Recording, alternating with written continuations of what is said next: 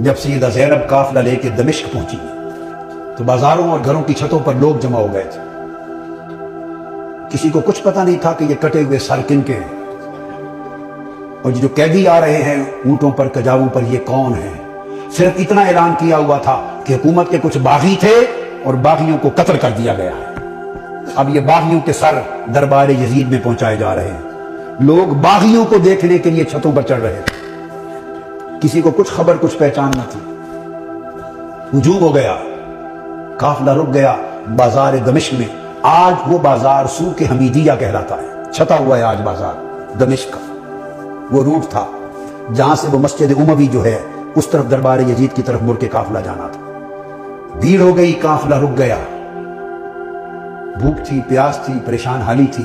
تو چھتوں پہ جو لوگ چڑھ گئے تھے ان میں ایک خاتون بھی چڑھ گئی تھی, بوڑھی. اس خاتون نے دیکھا قیدی ہیں, مسافر ہیں, پریشان حال ہیں. اس نے پانی بھیجا, کچھ کھانے کی چیزیں بھیجی, کچھ کپڑے بھیجے, دوپٹے بھیجے, ضرورت کا سامان بھیجا. سیدہ زینب نے سارا کچھ دیکھ کر اس خاتون کو بلوایا. جب وہ قریب آئی تو فرمایا کہ بی بی تو نے ہمارے ساتھ بڑی نیکی کی ہے. کوفہ سے لے کے دمشق تک کسی نے ہمیں پوچھا تک نہیں, کسی نے ہمارے حال کی خبر نہیں لی. تم کون ہو اور ہمیں کیا سمجھ کے ہم سے اتنی بھلائی کی؟ اس نے کہا میں اور تو کچھ نہیں, میں اپنی اوائل چھوٹی عمر میں مدینہ رہتی تھی اور حضرت سیدہ فاطمہ الزہرا کی خادمہ تھی. پھر جب ان کا وصال ہو گیا تو مدینہ چھوڑ کے دمشق آ گئی, پھر وہاں نہیں رہی. تو تم نے اتنی نیکی کی ہمارے ساتھ کیا سمجھ کے؟ اس نے کہا مجھے اور تو کچھ معلوم نہیں. تو جب آخری وقت تھا حضور سیدہ کائنات کا تو میں نے عرض کیا بی بی مجھے کوئی وصیت کر دیں, وصیت کی عمر بھر عمل کروں. تو انہوں نے مجھے, جانتی تھی کہ میں دمشق سے ہوں, انہوں نے مجھے وصیت کی تھی. فرمایا تھا بیٹا ایک ہی وصیت ہے, کبھی قیدی نظر آئیں تو ان سے اچھا سلوک کرنا. زندگی میں کبھی قیدی نظر آئیں تو ان سے اچھا سلوک کرنا. میں نے تو دیکھا ہے قیدی ہیں اور مجھے ان کی وصیت یاد آئی ہے. زندگی میں پہلی مرتبہ موقع ملا ہے تو میں نے سیدہ فاطمہ الزہرا کی, اپنی مخدومہ کی, میں نے نصیحت پہ عمل کر کے قیدی جان کے تو یہ سارا کچھ کیا ہے. سیدہ زینب رضی اللہ تعالیٰ عنہ اور سلام اللہ علیہ فرمانے لگی اللہ تیرا بھلا کرے, تجھے اجر دے.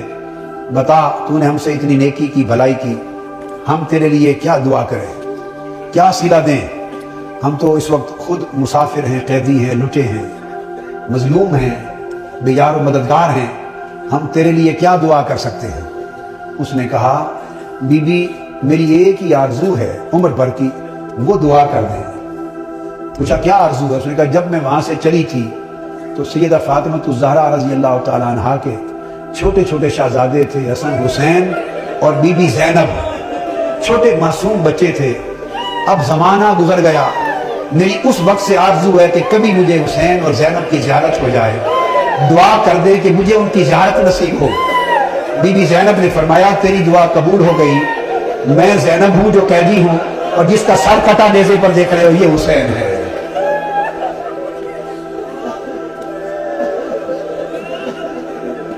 اللہم صلی علی سیدنا مولانا محمد وعلی آلہ وصحبہ وبارک وسلم.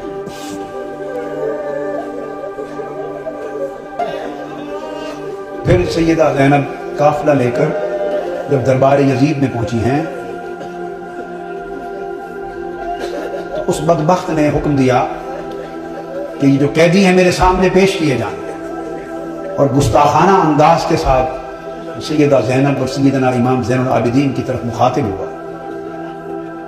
آپ کے ساتھ وہ ضعیفہ مائی تھی جو سیدہ کائنات سیدہ فاطمہ الزہرا رضی اللہ تعالیٰ عنہا کی خادمہ تھی اور جنہوں نے اپنی گود میں حسن حسین اور زینب کو پالا تھا.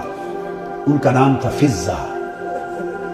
ان حضرت فضہ کا مزار آج بھی دمشق کے قبرستان مقبرہ باب الصغیر میں ہے, اہل بیت اطہار کے ساتھ. وہ ضعیف تھی, ضعیف, اس وقت بوڑھی بڑھاپے کی وجہ سے جھک گئی تھی, کمر سیدھی نہیں ہوتی تھی. وہ کھڑی ہو گئی جوش میں کھڑی ہو گئی اور فرمانے لگی بدبخت یزید, تم جن کو باندیاں کہہ رہا ہے یہ قیدی باندیاں پیش کی جائیں، خبردار، یہ دنیا اور آخرت اور کل کائنات کی مالک و وارث ہیں، تاجدار کائنات کی شہزادیاں ہیں، تمیز سے بات کر۔ یزید نے اپنے فوجیوں کو دیکھا اور کہا کہ یہ بوڑھی خاتون کون ہے جو جسارت اور بے ادبی کر رہی ہے ہمارے دربار میں، اس کی خبر لو۔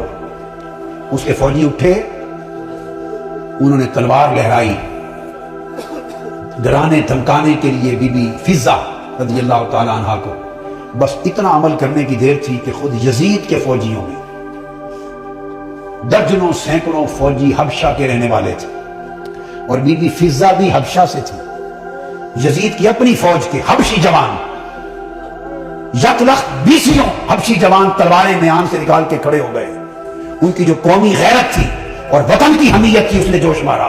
اس نے کہا خبردار، یہ ہمارے وطن کی ماں ہے، حبشہ کی ماں ہے، اگر کسی نے اس کی طرف ہاتھ بڑھایا تو تلواروں سے گردنیں کاٹ دیں گے۔ جب وہ تلواریں لہرائیں حبشہ کی ایک خاتون کی عزت کی خاطر، تو اس وقت سیدہ زینب نے مڑ کے مدینہ کی طرف دیکھا اور مدینہ کی طرف تک کر ہاتھ اٹھائے اور عرض کیا بابا، آج حبشہ کی ایک بیٹی کے لیے سینکڑوں تلواریں نکل آئی ہیں، مگر آج آپ کی بیٹیوں کی حفاظت کے لیے کوئی شخص یہاں موجود نہیں۔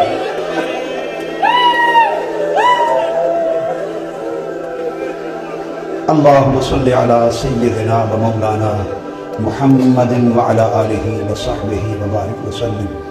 الصلاة والسلام علیکہ یا سیدی یا رسول اللہ وعلی آلک و اصحابک و اہل بیتک یا حبیب اللہ وعلی آلک و اہل بیتک و ذریتک یا حبیب اللہ۔